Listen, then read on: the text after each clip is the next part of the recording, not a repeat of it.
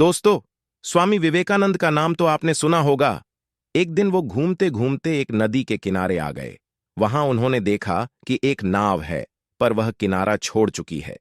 तब वे नाव के वापस आने के इंतजार में वहीं किनारे पर बैठ गए।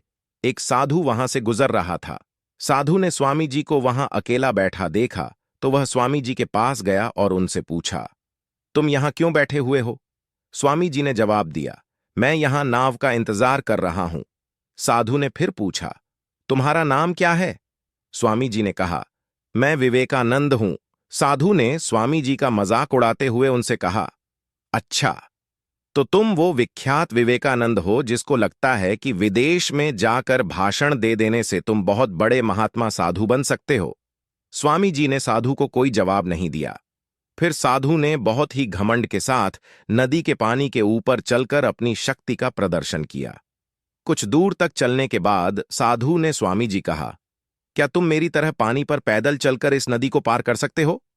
स्वामी जी ने बहुत ही आदर और विनम्रता के साथ साधु से कहा, इस बात में कोई शक नहीं कि आपके पास बहुत ही अद्भुत शक्ति है, लेकिन क्या आप मुझे यह बता सकते हो कि आपको यह असाधारण शक्ति प्राप्त करने में कितना समय लगा?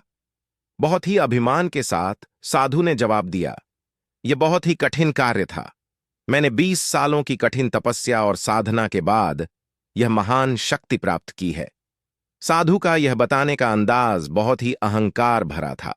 यह देखकर स्वामी जी बहुत ही शांत स्वर में बोले, आपने अपनी जिंदगी के 20 साल ऐसी विद्या को सीखने में बर्बाद कर दिए जो काम एक नाव 5 मिनट में कर सकती है।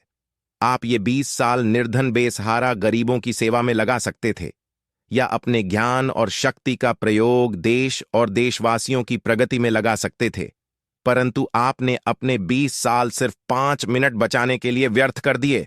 ये कोई बुद्धिमानी नहीं है। साधु सिर झुकाए खड़े रह गए और स्वामी जी नाव में बैठकर नदी के दूसरी किनारे चले गए। कहानी से सीख। इस प्रकार इस कहानी ने हमें बताया कि ज्ञान और शक्ति का सही प्रयोग आवश्यक है। किसी शक्ति को प्राप्त करके यदि हम उस पर घमंड करते हैं तो यह मूर्खता है। शक्ति का सही जगह पर सही इस्तेमाल करना ही वास्तविकता में बुद्धिमानी है।